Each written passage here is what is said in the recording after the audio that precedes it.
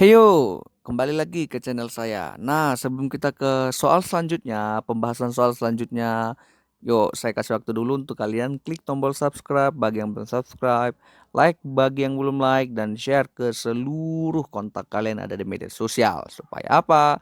Supaya sama-sama belajar ya, mendapatkan ilmu yang sama. Nah, oke ya, saya tunggu. 5, 4, 3, 2, 1. Nah, kalau udah baru kita akan lanjutkan ke pembahasan soal. Terus di akhir video nanti ada kotak ya. Itu kalian bisa klik untuk menonton ke video selanjutnya tanpa harus bolak-balik lagi. Oke? Sampai bertemu di soal berikutnya. Soal nomor 4 ya. Di situ ada suatu polinomial sebagai berikut dengan AB suatu konstanta. Salah satu faktor adalah X min 2 dan kalau dibagi oleh 2X min 1 bersisa min 3/2. Nah, jika PX tambah Q dan MX tambah N adalah dua faktor lain, dengan PQMN suatu konstanta, maka nilai dari P tambah Q tambah M tambah N. Nah, ini menjadi pertanyaannya. Berarti datanya kita sudah punya, faktornya adalah X min 2, PX tambah Q, dan MX tambah N. Nah, ini sudah dikasih tahu satu faktor.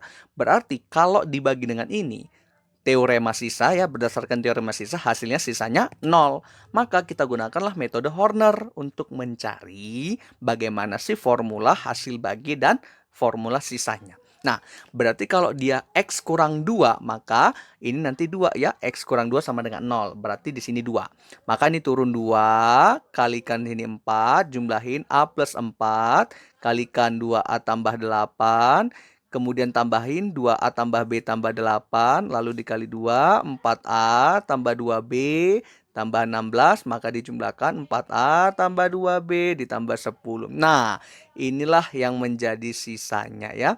Oke, ini menjadi sisa. Berarti ini harus sama dengan 0. Kenapa? Karena ini salah satu faktor. Berdasarkan teorema sisa tadi, sisanya harus bernilai 0. Berarti sudah dapat satu persamaan bahwa 4A tambah 2B tambah 10 sama dengan 0. Berarti sama dengan minus 10. Langsung saya pindahin ya. Nah, ini persamaan pertama. Terus, lalu kita tinjau dari sini. Ya, karena dia bersisa min 3/2 kalau dibagi dengan 2X min 1. Nah, ini kita buat lagi Hornernya. Berarti di sini dibagi dengan 2X kurang 1. Berarti pembuat X-nya sama dengan 0 adalah setengah ya. Nah, ini jadi 1/2. Lalu ini kita turunkan. Saya ganti dulu warnanya ya. Ini menjadi 2 kali setengah adalah 1. Kemudian ini A plus 1. Kemudian ini menjadi setengah A ditambah setengah. Kemudian ini jumlahin ya. Setengah A tambah B tambah setengah. Kalikan lagi ke sini. Jadi 1/4 A tambah setengah B tambah 1/4. Lalu jumlahin. Menjadi 1/4 A tambah setengah B. Nah, minus 6 ditambah 1/4 itu nanti minus 23/4. Nah, ini juga merupakan sisa. Nah, katanya apa? Sisanya minus 3/2. Berarti kita dapat dong persamaan kedua dari situ. Nah, persamaan keduanya seperti apa? Persamaan keduanya adalah 1/4 A tambah setengah B kurang 23/4 sama dengan minus 3/2. Maka nanti kalau disederhanakan ya lebih lanjut adalah A tambah 2B sama dengan 17. Ini persamaan kedua. Nah, dapat persamaan 1, dapat persamaan 2, kita eliminasi untuk mendapatkan berapa nilai A dan B-nya ya. Kita eliminasi persamaan 1 dan persamaan 2. Maka nanti diperoleh ya. 2B-nya kan hilang ya. 2B-nya hilang berarti 3A sama dengan min 10 kurang 17 berarti minus 27. Maka nanti nilai A-nya adalah minus 9. Kalau A-nya minus 9, kita substitusi ke salah satu persamaan, diperoleh nanti B-nya sama dengan 13. Nanti tinggal masukin aja ya. Maka A dan B-nya sudah ketemu. Sekarang kita masukin kemana? Ke sini. Ini kan kalau dalam teorema Horner, ini adalah hasil bagi. Nah, hasil baginya ya kita masukin 2x kuadrat, ini langsung otomatis turun derajat pangkatnya ya. 2x kuadrat, nah A plus 4, A-nya minus 9, berarti minus 5x gitu ya. Nah, kemudian 2A tambah B tambah 8, masukin nilai yang sesuai, nanti ketemu di situ plus 3. Nah, inilah hasil bagi. Hasil bagi itu merupakan faktornya juga. Nah, karena ini yang akan membuat dia menjadi persamaan ini PX-nya. Nah, berarti kalau kita jabarkan ini, kita faktorkan ini menjadi 2X min 3, ini adalah X min 1. Nah, ketemu dong. Ini PX tambah Q, MX tambah N. Ya berarti ini adalah P, ini adalah Q, ini adalah M, dan ini adalah N. Nah, maka pertanyaan akhirnya adalah berapa P tambah Q tambah M tambah N. Maka P-nya 2, Q-nya minus 3. Gitu ya. Karena kan ini formulanya plus Q. Maka ini sama aja dengan plus min 3 gitu ya. M-nya 1 berarti tambah 1. N-nya minus 1 berarti tambah minus 1. Nah, kalau kita selesaikan lebih lanjut, ini jawabannya, ini kan habis ya, berarti 2 kurang 3 minus 1. Maka jawaban yang tepat untuk soal ini adalah yang B. Gitu ya. Nah, caranya agak panjang, tapi gampang. Kalau kita sudah ngerti alurnya mah bisa ya. Nah, jadi kalau ada salah satu faktor artinya sisanya 0. Berarti dapat satu persamaan. Ini dikasih persamaan tambahan. Eliminasi, ketemu. Nah, baru hasil baginya itu adalah faktornya juga. Nah, jadi gitu jalan ceritanya. Oke ya, itu untuk soal suku banyak atau polinomial. Nah, kita lanjut lagi ke soal berikutnya. Ini, nomor 6. Ada diberikan deret geometri. Nah, kata kuncinya deret geometri. Tapi lihat ini.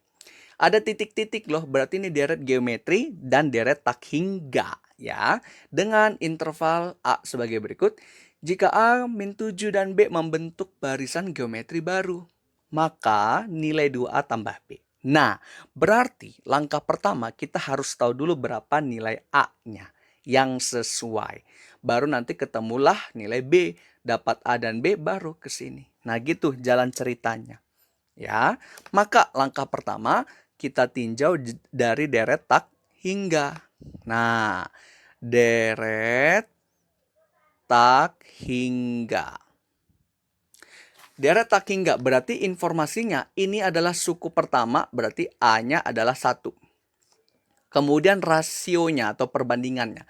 Kalau ini kita ubah, ini jadi 1 plus minus A tambah 3 gini ya. Nah, lalu plus A tambah 3 pangkat 2 plus A tambah 3 pangkat 3 dan seterusnya. Nah, kalau diperhatikan berarti rasionya ini bagi ini. Ya udah berarti minus A tambah 3 seperti itu. Ya, dapat suku awal, dapat rasionya. Atau ini kita jabarin deh, jadi minus A kurang 3. Setelah dapat itu baru ke rumus deret tak hingga. Yang mana? Yang S tak hingga sama dengan, nah gitu ya, A per 1 kurang R. Nah, lalu jumlah deret tak hingganya adalah 2A tambah 9. Maka kita masukin itu. Berarti 2A tambah 9 sama dengan A-nya 1. R-nya yang ini. Berarti 1 dikurang minus A kurang 3 gitu ya. Nah, lalu kita kali silang langsung. Berarti 2A tambah 9 ini menjadi 1 tambah 3 tambah A gitu ya. Sama dengan 1. Nah, ini kita selesaikan. Kita kalikan dengan cara yang sesuai ya. A tambah B kali A tambah B kayak gitu ya. Nanti diperoleh hasilnya menjadi 2A kuadrat plus 17A plus 35 sama dengan 1. Seperti biasa kita faktorkan. Menjadi 2A tambah 7.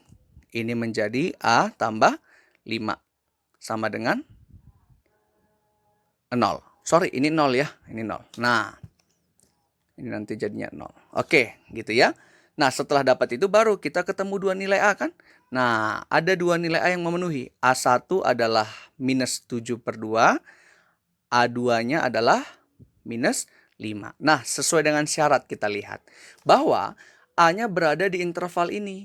Berarti yang sesuai adalah yang ini. Nah, ini tidak memenuhi. Karena dia minus 5 ya. Ini sementara ini paling kecilnya minus 4. Berarti salah. Oke, berarti yang memenuhi adalah min 7/2. Sehingga kita ketemulah barisan geometrinya. Nah, maka barisan geometrinya menjadi A-nya adalah yang minus 7/2 gitu ya. Berarti ini minus 7/2, minus 7, berarti ini B-nya berapa? Minus 14. Karena ini kalau dibagi ini hasilnya minus 2, 2 rasionya ya. Ini bagi ini 2. Nah, udah ini nilai A, ini nilai B. Lalu masuklah kita ke soalnya atau ke pertanyaannya itu. Pertanyaannya kan 2A plus B itu berapa gitu ya. Maka 2A-nya adalah minus 7/2 dan B-nya adalah minus 14. Berarti ini plus min 14. Maka ini kan coret. Habis ya, berarti minus 7. Ini lepas kurungnya jadi minus 14. Maka, sorry ini ada sedikit gangguan. Oke, maka ini jadinya minus 14, min 7 kurang 14, minus 21. Nah, sehingga jawaban yang tepat adalah yang E, gitu ya. Nah, jadi untuk soal deret, kenali dulu apakah dia deret geometri, aritmetika, ataupun deret tak hingga. Supaya tahu rumus yang sesuai mana yang mau dipakai. Itu ya untuk nomor 6.